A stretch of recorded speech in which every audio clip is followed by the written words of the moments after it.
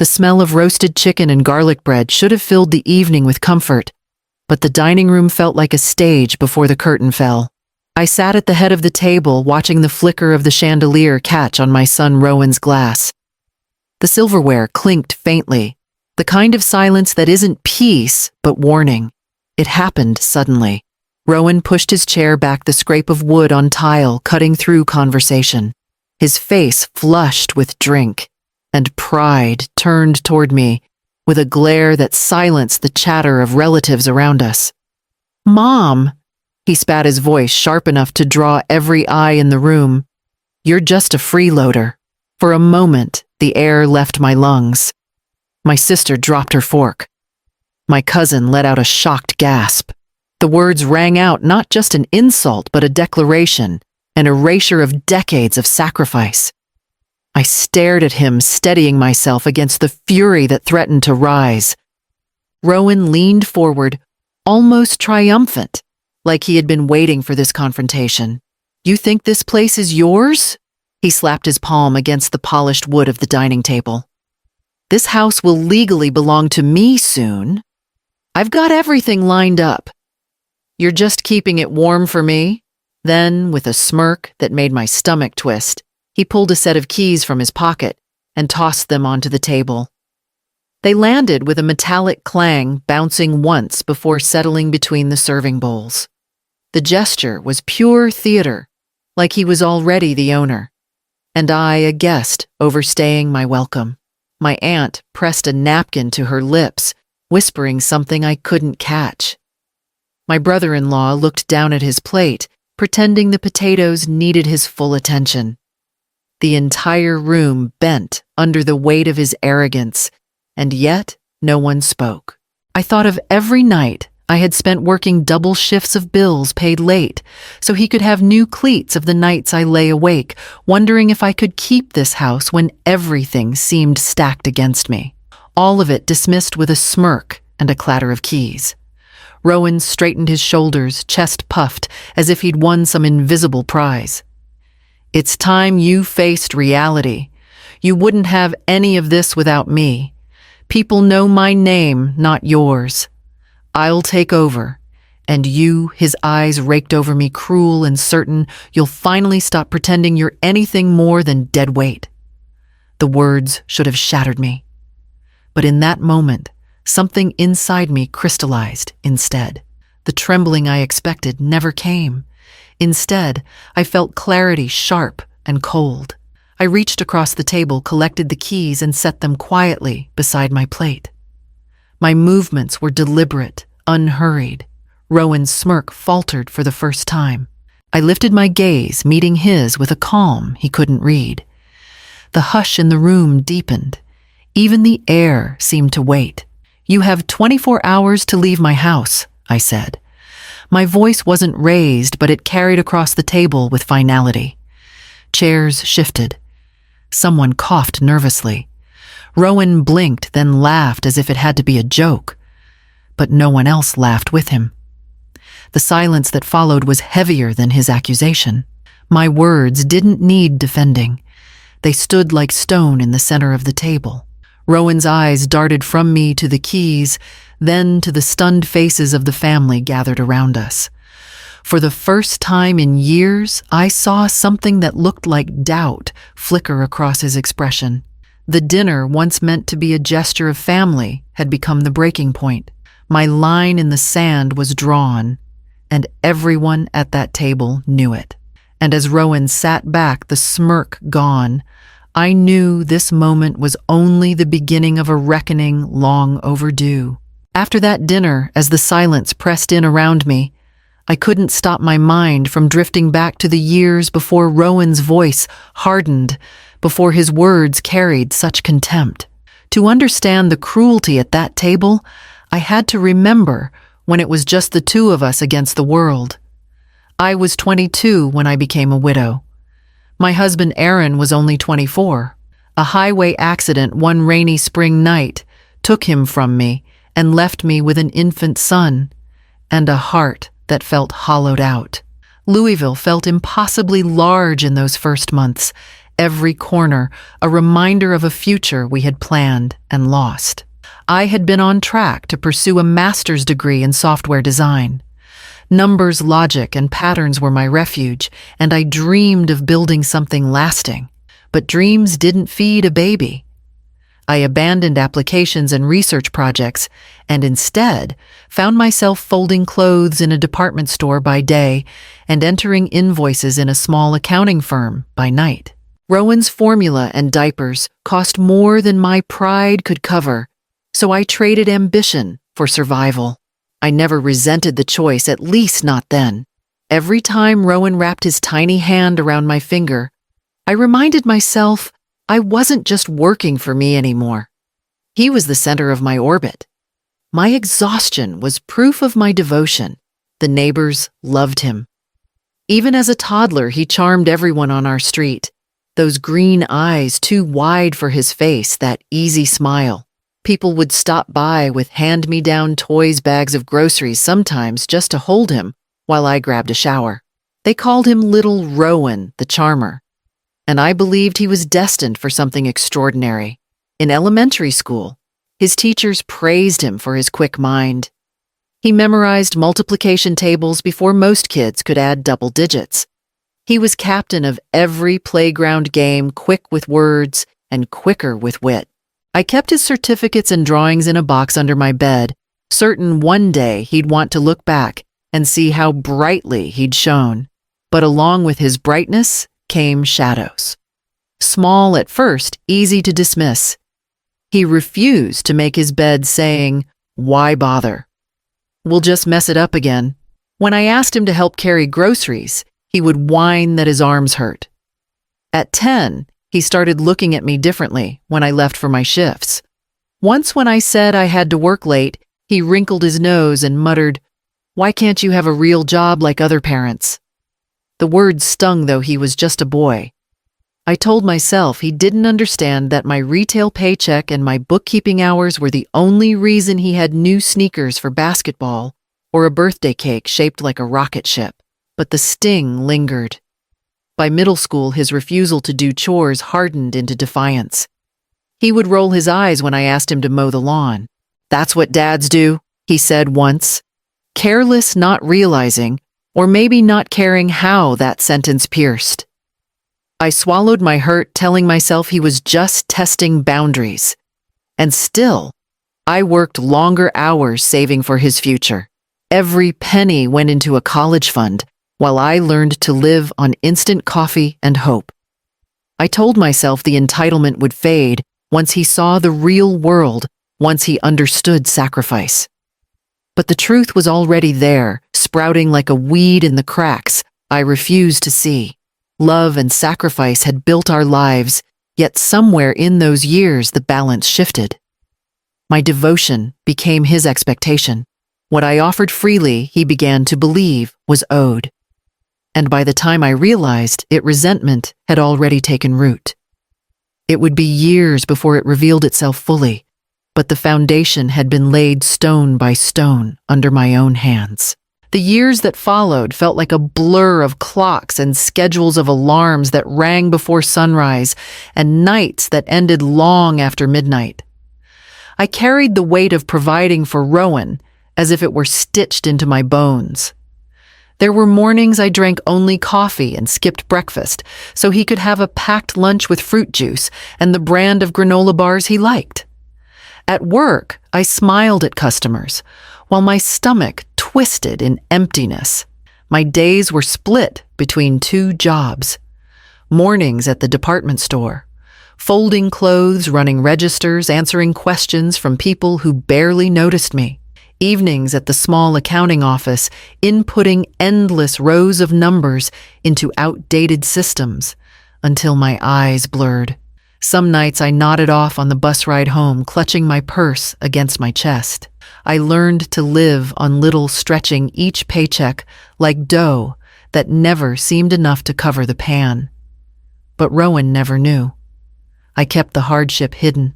When he came home from basketball practice, sweaty and laughing with his teammates, I wanted him to feel like any other boy.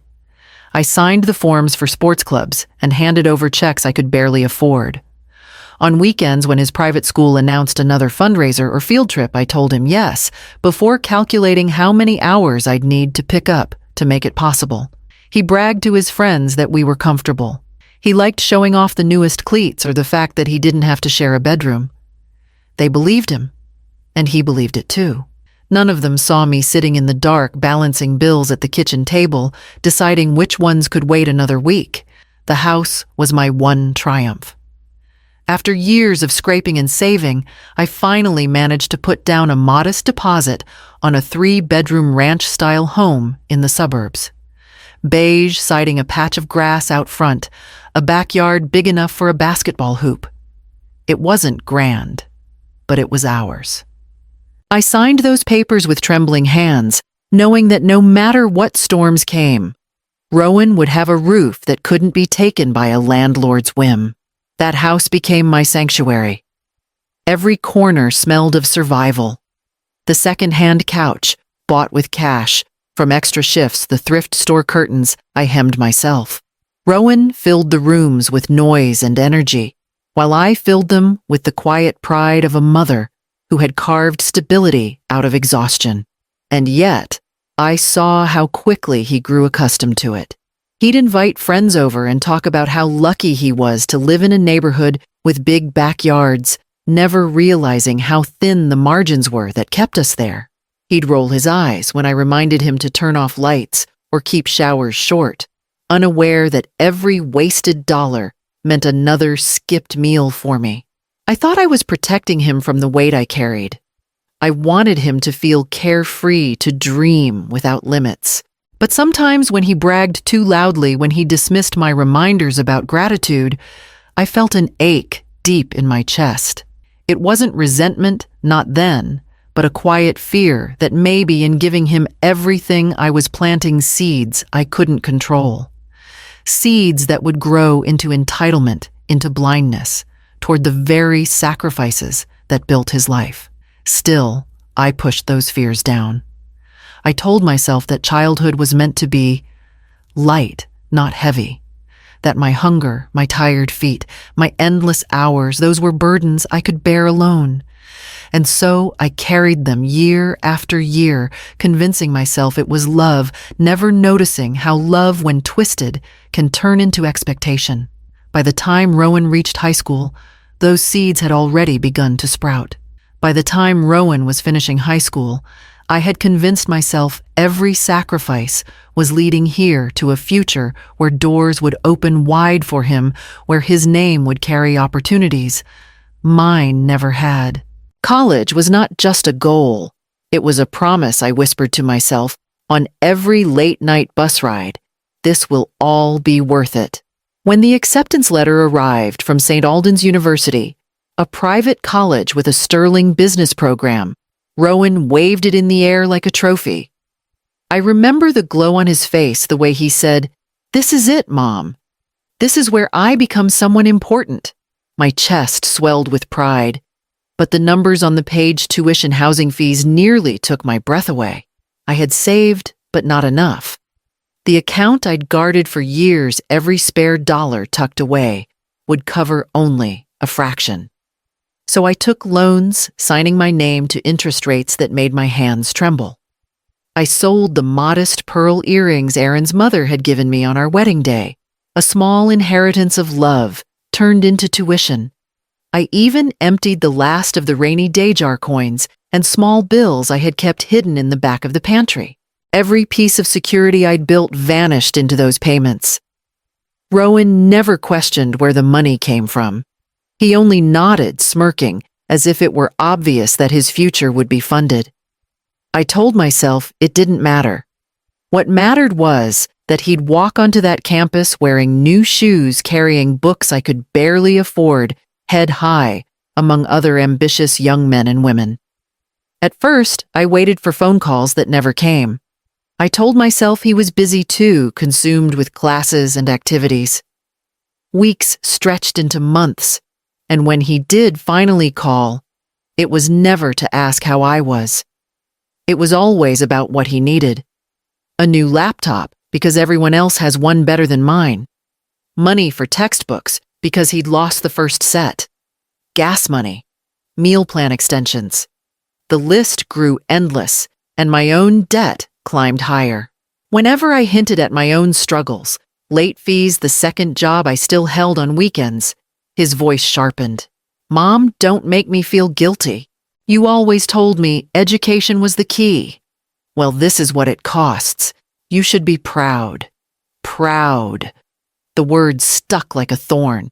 I was proud in some way, but the pride was slowly strangled by fear. The debt notices piled up on my kitchen counter, their red letters screaming louder than my exhaustion. Still I paid. I borrowed. I worked. I told myself he was building a future, and that was enough. When Rowan came home for holidays, he wasn't the same boy who had once curled up on the couch beside me to watch old movies. He carried himself with the swagger of someone convinced he was already successful. He corrected my pronunciation of simple words, dismissed my suggestions about saving money, and looked at me like I was quaint, outdated. At a Christmas dinner, he bragged to cousins about how he was going to be a CEO before 30. Success is my destiny, he said, swirling his glass of soda as if it were fine wine. His words were bold, but his eyes never met mine. He never acknowledged the sacrifices that had bought him that arrogance. By his junior year, I had stopped waiting for calls that asked about me. He phoned only when he needed another deposit, and I gave it, even as the numbers on my statements bled into the thousands. I kept telling myself that once he graduated, once he stood on his own, I would finally breathe. But deep down, I felt the ground shifting. The education I had fought so hard to give him wasn't humbling him. It was teaching him to look down.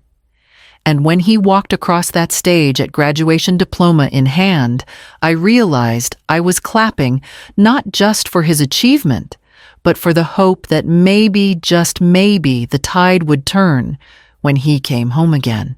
When Rowan crossed the stage in his cap and gown, I thought the weight I had carried for years might finally ease. I imagined him standing on his own 2 feet, applying for jobs, building a life with the tools I had nearly broken myself to provide. For a brief moment, pride washed over me so strong it drowned out the red numbers on my bank statements. But after the applause faded and the diploma was tucked away, reality returned. Rowan didn't leave campus with a job lined up. He didn't even seem worried about it. Instead, he dragged his suitcases through my front door with a grin declaring it temporary until he decided what was next. At first, I told myself it was fine. A few weeks of transition, a summer to figure things out. I stocked the fridge, gave him his old room back, and waited for applications to scatter across the dining table. But weeks became months, and the only papers I saw were pizza boxes and delivery menus.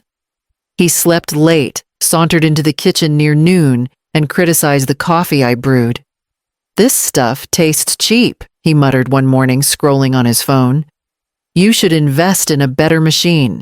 Invest. As though I hadn't invested my entire life in him already. When I asked about interviews, he waved me off. "I'm being selective," he said, as though the job market were his personal buffet. A degree like mine deserves more than entry level. I bit my tongue, but each word tightened something inside me. He strutted through the house like he had built it brick by brick when he hadn't paid a single bill. The worst came when he started inviting his friends over. Loud evenings filled the living room. Rowan sprawled across the couch, his sneakers on my coffee table, introducing the place with a casual sweep of his arm. "Welcome to my house." The first time he said it, I laughed nervously, expecting a correction. It never came. Instead, his friends nodded, impressed, asking about the mortgage, the neighborhood, the size of the backyard. Rowan answered with ease, never once acknowledging me sitting just a few feet away. Later that night, I confronted him quietly. "This isn't your house," I said, trying to keep my voice steady. He smirked, leaning against the doorway. "Semantics, Mom. Everyone knows it's basically mine. You wouldn't even be here without me." The arrogance in his tone left me breathless. I wanted to remind him of the nights I skipped meals, of the loans I carried in my name, of the pearls I sold for tuition. But the words stuck in my throat. He wasn't listening for truth, he was rewriting it. His behavior grew bolder. He rearranged furniture without asking, moved my framed photos into storage boxes because they made the place look dated. He criticized the curtains, the dishes, even the neighborhood, as though he were preparing to remodel what he had no claim to. And the family noticed. At a small gathering, my cousin remarked on how grown-up Rowan seemed taking charge of everything. Rowan grinned, basking in the praise while I sat silent, invisible in my own home. I began to see that this temporary stay wasn't a pause in his life. It was a takeover. He wasn't planning for independence. He was practicing ownership, and the more he settled in, the clearer it became that he no longer saw himself as a guest. He saw himself as the landlord and me as the tenant who ought to be grateful for his presence. That realization marked the beginning of a storm I could no longer ignore. The days turned into a cycle I could predict before my alarm even rang. Rowan slept through the morning's blinds drawn while I rose before dawn to make coffee and steel myself for another day at work. By the time I returned home in the evenings, his world was just beginning laughter. Spilling from the living room, the fridge door left wide open, my car missing from the driveway. At first, I asked gently, "Did you send out any resumes today?" He would shrug, leaning back with a bottle of beer in hand. "I'm networking," he'd say, scrolling through his phone. "You don't get ahead by begging for scraps." I'm waiting for the right opportunity. But the so-called networking looked a lot like lounging his laptop open to social media job boards left untouched. When I reminded him of rent, utilities, groceries, the reality of life, he brushed me off. "You stress too much, Mom. This is my transition period. You should be grateful I'm not moving to some big city and leaving you all alone." Grateful? The word left a bitter taste. Soon the fridge was stocked less with food and more with cases of cheap beer. I would come home to find greasy takeout containers stacked in the sink, the electricity bill climbing higher each month from the lights and television left on day and night. And worst of all, my car became his. He never asked.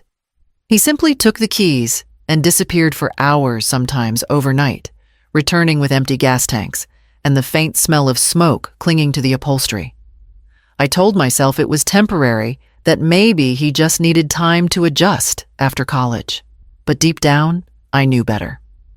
He wasn't adjusting.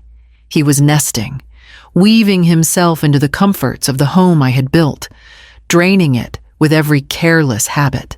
The breaking point, or what should have been, came one Saturday afternoon. I was folding laundry in my bedroom when I heard voices drifting from the living room.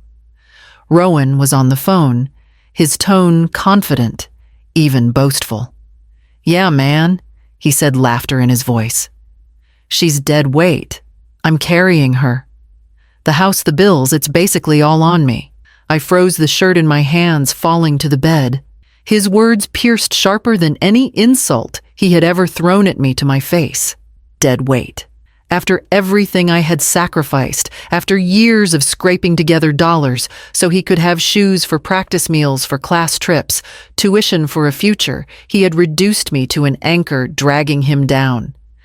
Tears pricked my eyes, but I swallowed them.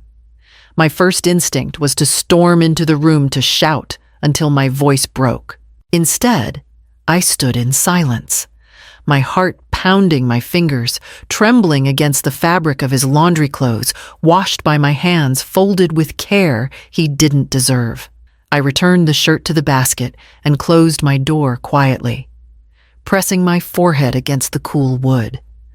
Silence filled the space around me. It was easier than confrontation, but it felt like surrender all the same. That night at dinner, Rowan spoke as if nothing had happened.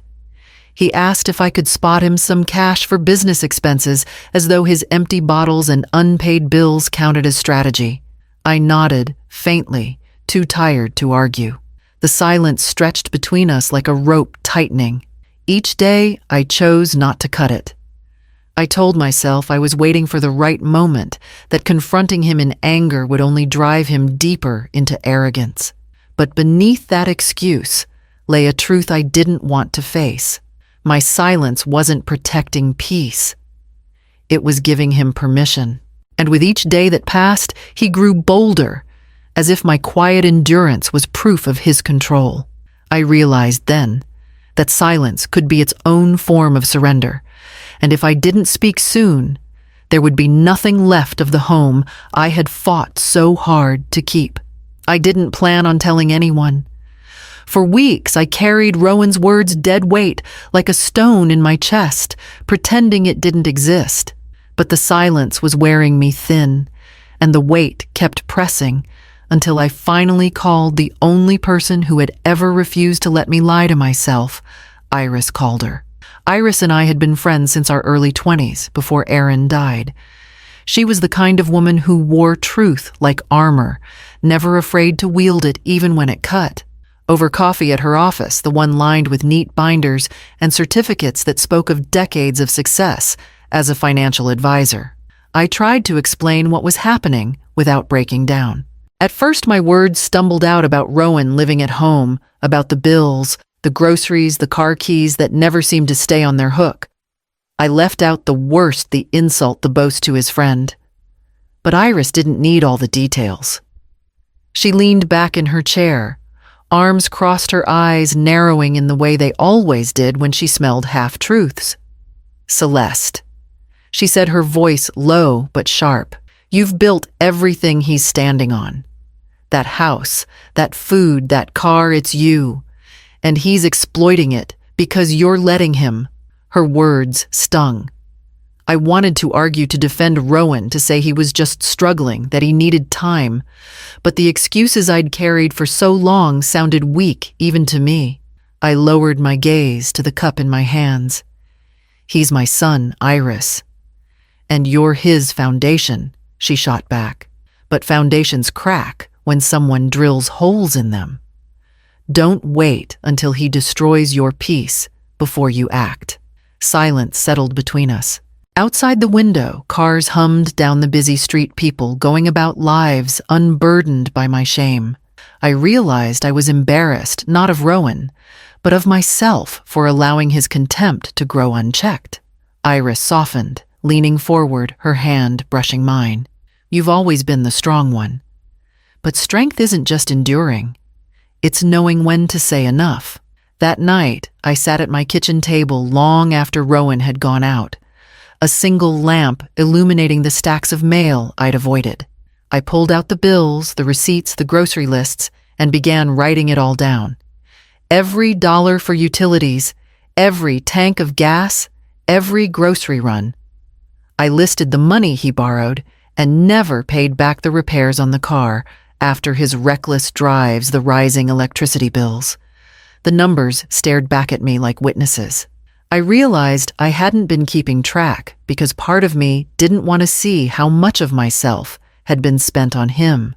But Iris was right, without evidence, without clarity. My silence was nothing but surrender. When Rowan came home later that night, stumbling in with the smell of beer clinging to his jacket, I didn't say a word. I just watched him drop his shoes in the hallway, his phone lighting up with another message from friends who thought this house was his. He didn't notice the papers spread across the table, the ledger I was building. He didn't see the change beginning to take shape in me. For the first time in years, I wasn't pretending the weight didn't exist. I was naming it, measuring it, and preparing to face it. And though I wasn't ready to speak the words out loud yet, I knew the day was coming when silence would no longer be an option. After weeks of documenting expenses and watching Rowan sink deeper into idleness, I decided to give him one more chance. Maybe, I told myself, if he had something solid, a real job with a paycheck, he'd finally learn responsibility. My company was expanding, and through Iris's connections, I managed to nudge his resume onto the desk of our hiring manager. It wasn't favoritism so much as desperation, a mother's last attempt to turn a drifting son toward steadier ground. When I told Rowan about the interview, he didn't thank me. He only smirked and said, "About time you pulled some strings for me. With my degree, this'll be easy." The morning of the interview, I rose early, my nerves more restless than if I'd been the one walking into that office. I left him a tie neatly folded on the counter, polished his shoes the night before, and reminded him of the time 9 o'clock sharp. But by the time I left for work, his door was still closed, music faintly pulsing from inside. I checked the clock at my desk over and over each minute, tightening the knot in my stomach. At 10:30, I finally saw him strut through the lobby shirt wrinkled tie, hanging loose, his hair tousled, as if he'd rolled out of bed minutes before. I wanted to believe he would turn it around, that charm could salvage what effort had neglected. But later that afternoon, whispers reached me from colleagues who had witnessed the interview. Rowan had arrived late without apology. He leaned back in his chair as though he were doing the company a favor by showing up. Worst of all, he mentioned my name several times, casually dropping that his mother was basically running the place. When the rejection email came through that evening, I wasn't surprised. But Rowan's reaction was something I hadn't braced for. He slammed the front door so hard the frame rattled and threw his jacket on the couch. "They didn't hire me," he snapped, pacing the room like a storm caged indoors. I tried to keep my voice calm. "Rowan, you were late. That matters." He spun on me, eyes blazing. "Late? You think that's why? No, Mom. They didn't hire me because of you." The words stopped me cold. "Me? Yes, you." His finger jabbed the air between us. "You sabotaged me because you can't stand the idea of me shining brighter. You had to whisper in someone's ear, make sure I looked bad, so you could keep me under your thumb. It was absurd. And yet his conviction made my throat ache. I thought of the tie, the shoes, the quiet prayers I'd sent into the morning. "Rowan," I whispered, "I wanted you to succeed." He laughed, cruel and sharp. "You wanted me to fail because without me, what are you? Just a woman with bills and no future. I'm your ticket, and you know it." I stood there stunned as he stormed past me, slamming his bedroom door. The house shook with the echo, and for the first time I felt truly small inside the walls I had fought so hard to claim. Later that night, I walked through the silent rooms, staring at the tie I'd left on the counter untouched. I folded it back into a drawer, my hands steady, but my chest hollow. Iris's words came back to me sharper than ever. "Don't wait until he destroys your peace." And as the house settled into uneasy quiet, I realized my son's failure wasn't just in the interview. It was in his refusal to see who had carried him this far.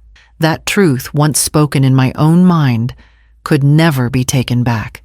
The rejection from my company should have humbled Rowan. At least that's what I told myself in the quiet afterward, hoping he would reflect, recalibrate, and recognize how thin the ice beneath him had grown. But humility never came.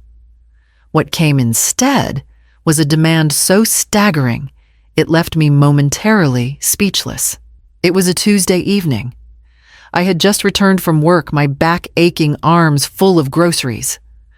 Rowan was sprawled across the living room sofa television, blaring empty beer cans lined up on the coffee table like trophies. He didn't move to help me with the bags. Instead, he muted the screen and fixed me with a look that carried none of the sheepishness I expected. "Mom," he said, with the casual tone of someone about to ask for extra ketchup on a takeout order, "I need you to sell the house." I nearly dropped the carton of eggs in my hand. "What?" "The house," he repeated, sitting up, his eyes bright with the kind of fever that comes from grandiose ideas.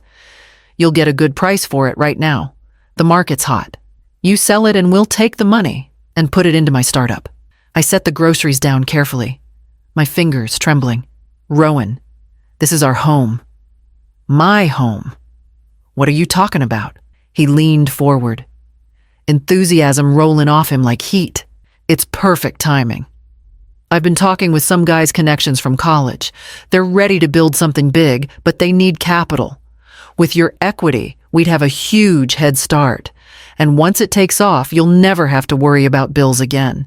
You'll finally stop being dead weight. The words landed like a slap. My chest constricted, but I forced myself to stay still, to absorb the cruelty layered under his pitch. Dead weight, I repeated softly. He waved his hand dismissive, as though the insult were just a side effect of honesty. Come on, Mom, don't get emotional. You've been coasting on what I'm about to create. You don't see it yet, but I'm the one carrying this family into the future. You should be grateful I'm including you at all. Grateful. The same word he had used before, but this time sharper, dirtier. I felt something inside me harden, like a stone dropped into water, and sinking fast. Rowan, I said carefully, enunciating each word, I will not sell this house. I built it. I paid for it. It is not yours to offer. His expression twisted disbelief, shading into contempt. See, this is exactly why you'll never get anywhere. You think small. You're clinging to bricks and paint when you could be part of something massive. God, you sound pathetic. My knees weakened, but I steadied myself against the counter. I wanted to scream, to hurl every sacrifice back at him, the skipped meals, the nights bent over bills, the jewelry sold for tuition. But I didn't, because in his eyes, none of it mattered. His delusion had grown too large to let truth in. He smirked, settling back against the couch.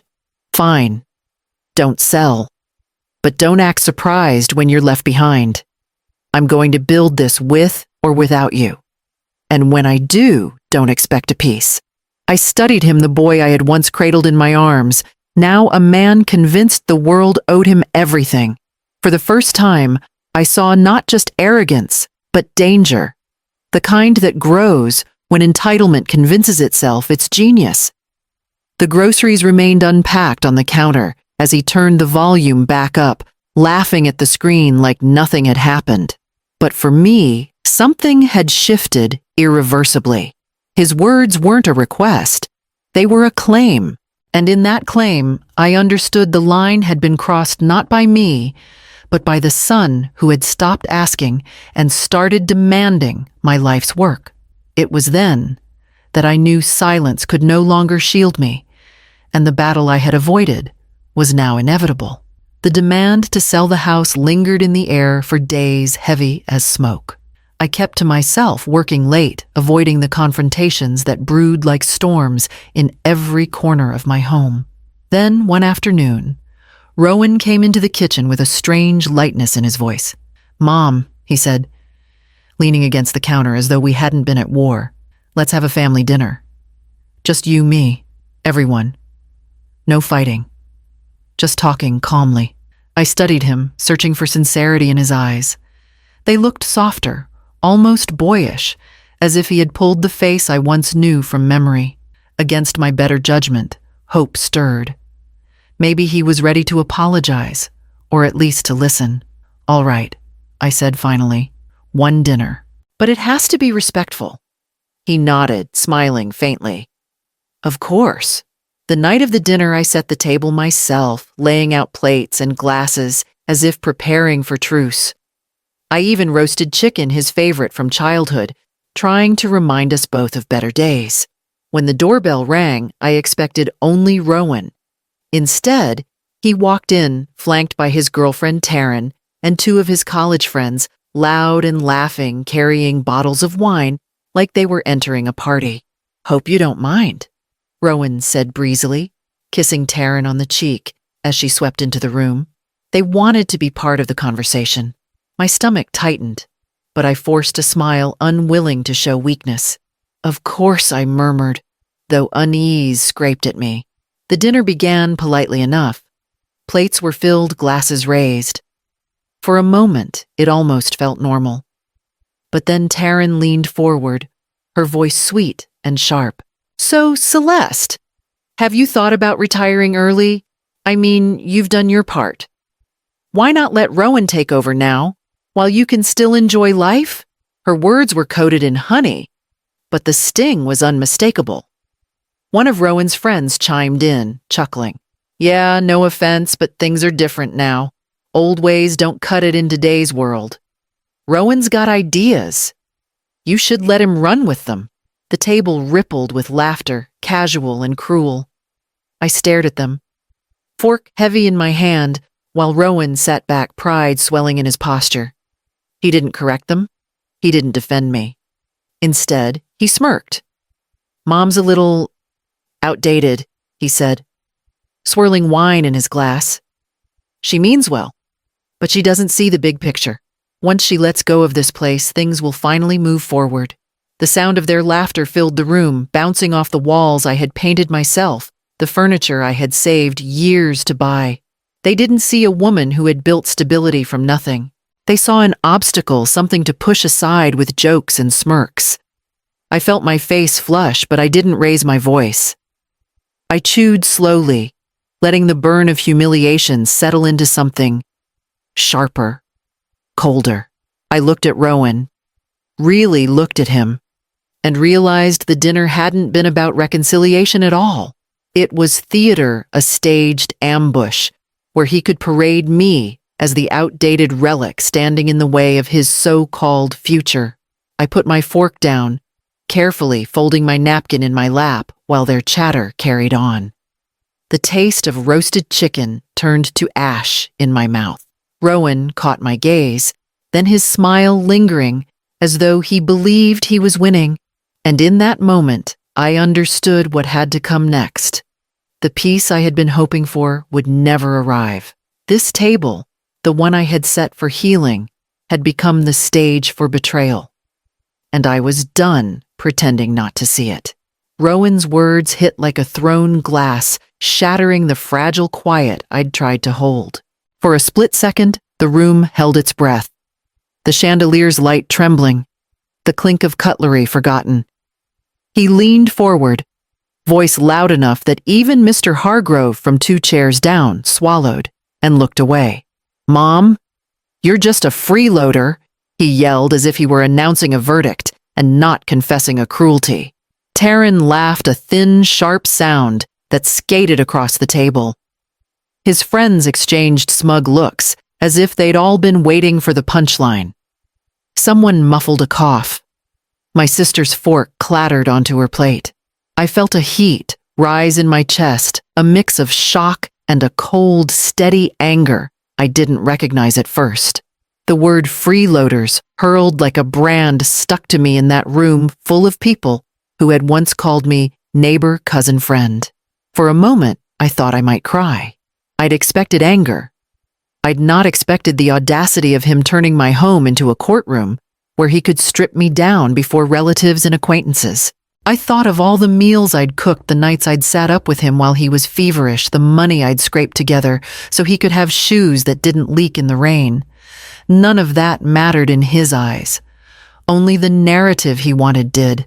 He didn't stop there. He waved his hand, dismissive. You've been living off my future, Mom. I'm building something big.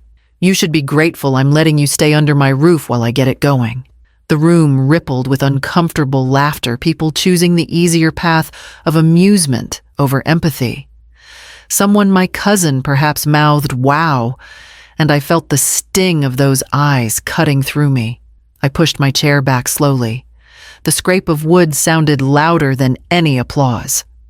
My son looked like a young man on the brink of conquering the world. I looked like the woman who'd carried him to it, suddenly reduced to an accessory to his ambition. For years, I had tolerated small cruelties, hoping he would grow out of them. I had kept my mouth shut over unpaid utilities and late-night beer bottles because love made me patient. But this public unmasking was different. It wasn't only about disrespect. It was about humiliation made communal. I inhaled and felt my voice gather, not from fury, but from a place of steadiness I hadn't known I still possessed. I picked up the keys that had been on the table since he threw them down, the night he first dared to claim ownership. They felt heavier in my palm than they had before, cold metal threaded with everything I'd built. "You have 24 hours to leave my house," I said, each syllable measured and precise. My voice didn't shake. It wasn't dramatic. It was a statement that closed the door on excuses. Rowan's smirk faltered mid-sentence. Taryn's smile dropped. The friends who'd been ready to cheer him on fell silent, glancing at one another as if a cue had been missed. The silence that followed was full and complete. No one spoke. Plates sat half empty. Food cooled without hands to tend it. My sister's cheeks were wet with unshed tears. My neighbor, who'd always been kindly, sat very still. Even the background hum of the refrigerator sounded intrusive in the hush. Rowan stared at me, incredulous at the boundaries I had just erected. Pride warred with uncertainty on his face. For the first time in years, he seemed exposed, not as the confident architect of his own destiny, but as a man riding on mendacity and borrowed entitlement. He pushed his chair back so quickly it scraped loud, a noisy surrender. His friends gathered their coats. Taryn shot me a look, full of something like contempt, then irritation, before she followed him to the door. They left in a rush of voices and footsteps that sounded too triumphant for leaving empty-handed. When the door finally closed, the room felt suddenly enormous and very, very quiet. I stood in the center of it, the leftover scent of garlic and roasted chicken curling in the air, and for the first time, realized how thin the line had been between carrying someone and being consumed by them. I thought the worst of it had passed at that table, but I didn't know the humiliation would not end in that room. The morning after the dinner, I woke to a sound I couldn't place. Not the usual hum of the refrigerator or the faint traffic beyond the street. It was the sharp ping of notifications piling up on my phone, one after another, relentless. At first, I thought it was work, maybe a flood of emails or a group chat gone off course. But when I unlocked the screen, I froze. Dozens of messages from numbers I knew and didn't know blinked at me. My sister, a co-worker, even Denise from Dylan's soccer team. Each message carried the same question in different words. "Have you seen what Rowan posted?" My stomach dropped. I opened one of the links, and there it was, a live stream clip from the night before. Rowan's face illuminated in grainy light, his voice carrying the swagger I had come to dread. "Yeah, that's my mom." He laughed into the camera, tilting it just enough to catch the dining room behind him. "She's just a freeloader, thinks she's the queen of this house. But I'm the one carrying her, trust me. Without me, she's nothing." I gripped the phone tighter, my pulse roaring in my ears. He hadn't just humiliated me at the table, he had taken it public, turned our private fracture into a performance for strangers. Scrolling through the comments, the sting only deepened. Some echoed his words. "She sounds ungrateful." Others piled on lazy mom, living off her kid's future. Dead weight classic. Each line was a knife. They didn't know me, didn't know the years of double shifts and sacrifices the jewelry pawned, the meals skipped. They saw only the version he painted, a mother clinging to relevance, a parasite in her own home.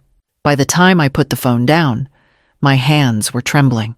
It wasn't just humiliation anymore. It was exposure. Neighbors could see it, co-workers, anyone who stumbled onto his feed. I imagined the whispers at the grocery store, the subtle glances when I picked up mail. Humiliation had leapt from the dinner table into every corner of my life. I spent the morning pacing the kitchen, my untouched coffee cooling on the counter. Rage flickered hot in my chest, but beneath it was something colder, betrayal so sharp it numbed me. My son, my only child, hadn't just dismissed me privately. He had invited the world to jeer at me, to dismantle the truth I had spent decades building. Around noon, Iris called. Her voice was clipped, furious on my behalf. "Celeste, I saw it. He's not just disrespectful anymore, he's dangerous. You can't let this go. I wanted to argue to say maybe he'd take it down. Maybe this was a thoughtless mistake. But the video already had thousands of views, hundreds of comments. He hadn't posted it in anger. He had streamed it smiling, deliberate. That wasn't carelessness. That was intent. Iris didn't let me spiral. Listen to me. This is bigger than embarrassment. He's trying to rewrite your story, Celeste, and if you don't claim it back, people will believe him. Her words hit hard because I knew they were true. Silence had been my shield for too long, but now, silence was his weapon. He was counting on me to stay quiet, to shrink, while he filled the space with lies. That evening, Rowan breezed back through the door as if nothing had happened, dropping his jacket on the couch. His phone buzzed with new notifications, and I saw the flash of satisfaction cross his face. He didn't apologize. He didn't even mention the video. And as I stood there watching him scroll through the comments that mocked me, I realized this wasn't just defiance. This was war, and it had gone public. The fight I had been avoiding was no longer mine alone. It was playing out before an audience, and I had no choice but to respond. I thought Rowan's livestream was the lowest point I could sink to as a mother. I thought nothing could cut deeper than watching strangers laugh at me through a screen. But Iris, ever blunt, insisted otherwise. Videos fade, she said firmly when we met at her office the next day. But property records don't. You need to check Celeste. Don't assume he's only humiliating you online. If he's desperate enough to smear you in public, he's desperate enough to touch what really matters, your house. Her words unsettled me. Still, I listened. With her guidance, I pulled up the county clerk's portal, my heart hammering as page after page loaded. Most were standard tax assessments, mortgage documents, nothing I didn't already know. Then I saw an application for a home equity loan flagged incomplete. And there at the bottom, my signature, except it wasn't mine. The letters looked stiff, imitated the loops too wide, the strokes uneven. A forgery. My own son had taken my name, the name I'd carried through years of sacrifice, and tried to use it as collateral.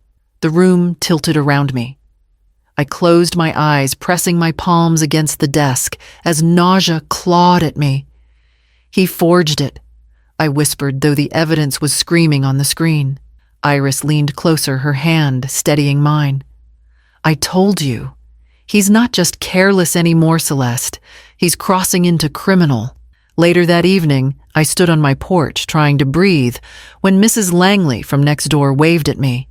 She shuffled across the lawn, leaning on her cane, her expression troubled. I wasn't sure if I should mention this, she began, but last week I saw some men standing out front measuring, looking at your windows. One of them even had a clipboard. I asked what they were doing, and they said they were with the bank. Said they were appraising the place. My mouth went dry. Did Rowan talk to them? She nodded slowly. He was right there. Shook their hands like he owned the place. I thought you knew. I thanked her, forcing my voice not to crack, and watched her walk back across the street. Inside, I collapsed onto the couch, my chest aching, as if every breath was a battle. It was no longer about disrespect or arrogance. Rowan hadn't just spoken lies about me. He had tried to put them into ink, into paper, that could strip the roof from above my head. I thought of the first day I signed for this house, hands trembling with pride. The nights I lay awake, counting pennies to keep the mortgage steady. The way Rowan once played basketball in the backyard, his laughter echoing through the windows. This house wasn't just walls and floors. It was every piece of my survival stitched into something permanent. And now, he had tried to gamble it away with forged signatures and false promises. When Rowan returned that night, humming carelessly as he dropped his keys on the counter, I studied him with new eyes. He grinned, asking what was for dinner, oblivious to the storm gathering inside me. I didn't answer. My silence wasn't surrender this time, it was planning. Because Iris was right. This wasn't just about humiliation anymore. It was about survival. I gathered the printouts I'd made, slipping them into a folder and locking it in my desk drawer. If Rowan wanted to play with fire, I was going to make sure the flames didn't consume me.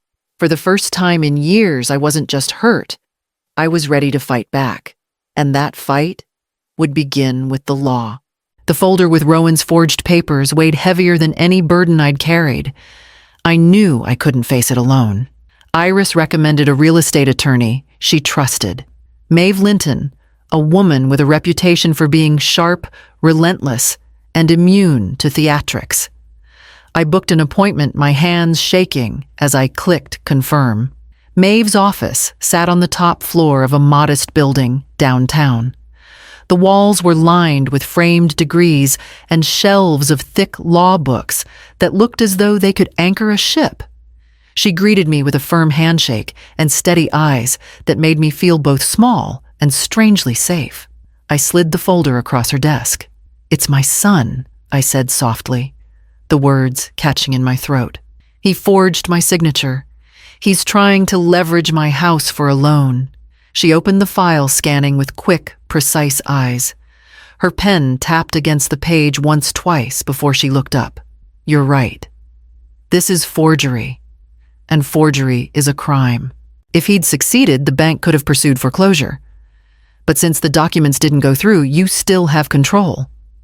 My chest tightened. "So the house is safe?" Maeve nodded. "For now, and let me be clear. Ms. Marlowe, your son has no legal claim to this property. It's in your name alone. He can bluster all he wants, but without paperwork, without consent, he has nothing." Her words should have lifted me. Instead, they sank deeper, carrying guilt with them. "But he's my son," I whispered. Maeve leaned forward, her voice firm but not unkind. "And you are his mother. But right now, you are also a homeowner and a victim of fraud. The law doesn't excuse criminal behavior just because blood is involved. You have more power than you realize. The question is, are you ready to use it?" The air felt heavy. I thought of Rowan as a boy, clutching my hand on the first day of kindergarten. His laughter when he scored his first basket in the driveway. The way he once whispered, "You're the best mom," after a birthday party I'd nearly bankrupted myself to throw. That boy felt long gone, replaced by the man who had mocked me online and tried to strip me of the roof over my head. Maeve slid a brochure across the desk outlining eviction procedures.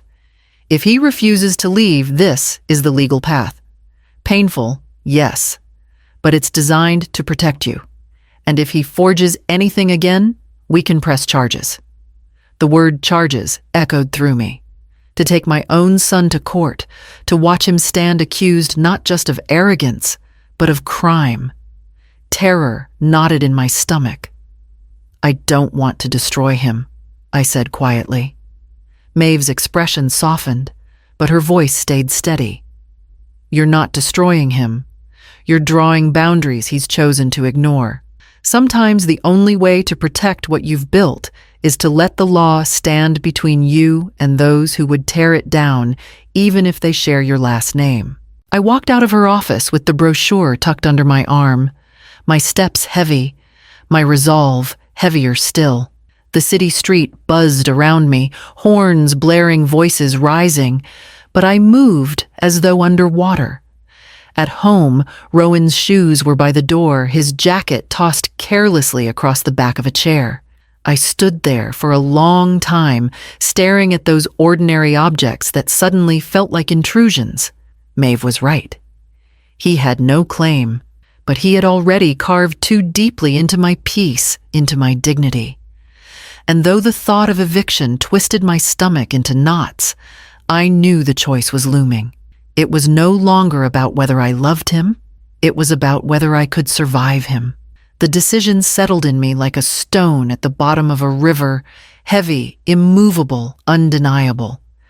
Maeve had prepared the paperwork crisp and official, her signature neat in the corner.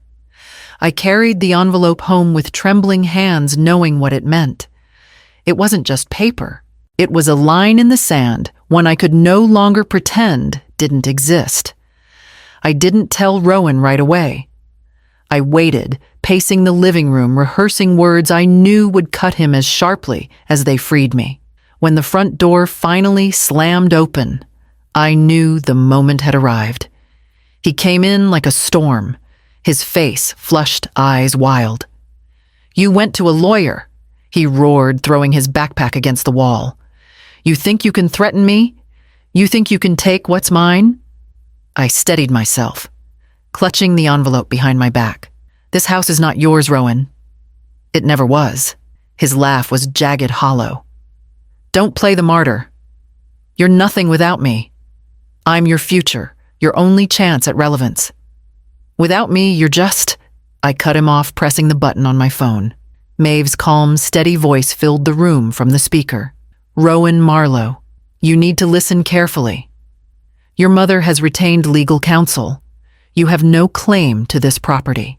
Any further attempts to forge documents, intimidate her, or prevent her from exercising her rights will be treated as criminal trespass and fraud. Do you understand?" Rowan's mouth opened, but no sound came. He looked from the phone to me, fury and disbelief wrestling on his face. "You called her. You're hiding behind lawyers now." I pulled the envelope from behind my back and placed it on the table between us. My voice was cold, steady, in a way I hadn't known I was capable of. "No, Rowan. I'm not hiding. I'm acting. This is your eviction notice. You are no longer welcome in this house. You have 30 days to collect your belongings and leave. If you refuse, the sheriff will make sure you do." His eyes widened, blood rushing to his cheeks. "You wouldn't dare." "I already have." Silence swallowed the room. The only sound was the faint hum of the refrigerator and Maeve's voice, firm and unyielding, echoing from the speaker. "It's official, Rowan. She has the law behind her. You need to go." He slammed his fist against the table, rattling the glasses. For a moment, I thought he might lunge, might unleash the rage I'd seen simmering for years. But instead, he staggered back, shaking his head, as if the walls were closing in. "You're pathetic," he spat.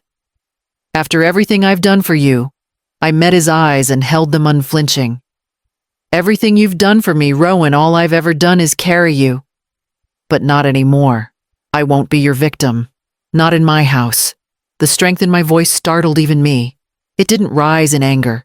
It cut in clarity. For the first time, he seemed to hear me, not the mother he dismissed, but the woman who owned this home, this life, this future. He snatched the envelope from the table, crumpled it in his fist, and stormed down the hall. Doors slammed, drawers opened, the sound of his fury echoing through the house. I stood still, my hands trembling. Maeve's calm breath still audible through the phone. "You did it," she said softly. I nodded, even though she couldn't see. My chest felt hollow and full all at once. I knew it wasn't over, not yet. Rowan would fight claw rage against the inevitable. But the moment I placed that notice in his hands, something shifted. For the first time in years, the power in this house belonged to me, and I intended to keep it. The envelope had been delivered, the words spoken, but I knew Rowan well enough to understand he would not leave quietly. All night, his anger stalked the house. Doors slammed, drawers yanked open, the sound of him hurling things into bags, only to throw them back out again. By morning, nothing had changed. He strutted into the kitchen, hair disheveled smirk plastered across his face. "You think I'm really leaving?" he sneered, grabbing a can of beer from the fridge. "This is my house, Mom. You're not strong enough to push me out." But he was wrong. For the first time in years, I wasn't afraid of his bravado. I had the law on my side, and that morning, I used it. By noon, 2 uniformed officers arrived at my door. Their presence filled the hallway, calm but immovable. I explained the eviction order, my voice steady even as my hands trembled. Rowan's laughter turned brittle when they stepped into the living room. You called the cops on your own son. He barked, eyes darting between them and me. You're insane. This is not a debate, one officer said firmly. You've been served. You need to vacate the premises immediately. For a moment, Rowan looked small, cornered. Then he puffed up again, shouting about rights, about betrayal, about how I'd regret this. He reached for his phone, maybe to call Taryn, maybe to rally friends. But no one came. Taryn arrived an hour later. Her makeup smudged her tone sharper than usual. She walked in, glanced at the officers, then at Rowan's scattered belongings. I told you this was going to blow up, she hissed. When he begged her to back him up to explain to them how unfair this is, she crossed her arms and shook her head. You lied to me about everything, Rowan. I'm done. And just like that, she walked out, the sound of her heels clicking down the driveway, like a gavel striking. His friends, the ones who used to crowd my living room, never showed. Not a text, not a call. The self-proclaimed master of the house stood alone, stripped of his audience. When the officers told him it was time, he exploded, throwing curses at me, at them, at the walls themselves. You'll regret this, Mom. You're nothing without me. Nothing. His voice cracked on the last word, more wounded than powerful. I didn't move. I stood in the doorway watching as he stormed out, dragging 2 suitcases he hadn't even finished packing. He yanked the front door so hard it rattled the frame, then disappeared down the street, shouting into his phone at no one who cared to listen. The officers waited until the silence settled again, then turned to me. It's done. Change the locks immediately. I knotted my throat thick. As soon as they left, I called a locksmith. By nightfall, every lock had been replaced, every key he once held rendered useless. The click of the new bolt sliding into place was louder than any shout he had thrown at me. It was final, irreversible. I walked through the house, slowly touching the furniture he had mocked, the photographs he had shoved aside, the walls that had heard too much. For the first time in years, it felt like mine again. Not shared, not borrowed. Mine. And yet, as I sat at the kitchen table with the silence wrapping around me, the victory felt heavy. I had won the war for my home. But in the ashes of that battle lay the truth I could no longer deny. The illusion of family I had clung to was gone. All that remained was me. The house and the life I would have to rebuild from here. Weeks passed and the house began to breathe again. The silence that once felt heavy with loss transformed into something gentler, like a sigh of relief. I started small, fresh paint in the hallway curtains that caught the sunlight just right. Iris came over on weekends, and together we dug our hands into the soil out back, planting marigolds and lavender along the fence line. Their color, their scent felt like a declaration. This place would no longer be a battleground. One Saturday, I opened my doors to Dylan's soccer team, the neighbor's boy I'd been mentoring since Rowan grew too distant to notice anyone's needs but his own.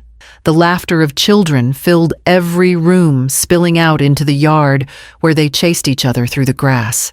Their sneakers scuffed the floor. Their voices rang too loud, but instead of irritation, I felt joy. The walls had long been burdened with anger. Now they carried laughter again. I made pitchers of lemonade, set out bowls of chips, and watched them collapse in happy heaps on the couch. For the first time, I wasn't thinking about what I'd lost. I was seeing what I'd gained: a home where respect was louder than ridicule, where care was shared instead of demanded. Iris, wiping dirt from her hands after tending the garden, smiled at me knowingly. You see, this house was always yours. Now it finally feels like it. Her words lingered with me. I realized I wanted to ensure it stayed that way long after I was gone. With Maeve's help, I began the process of setting up a trust, one that would tie this house not to entitlement, but to dignity. Its doors would always be open to children who needed a place to grow, to neighbors who needed shelter, to futures built on gratitude, not greed. As I signed the papers, I felt something settle inside me. a peace, but also a strength. Rowan had tried to make this house a stage for his ambition, but I had reclaimed it as a sanctuary of respect. Because family is not who demands, but who respects. And my home would never again shelter contempt, it would only protect love.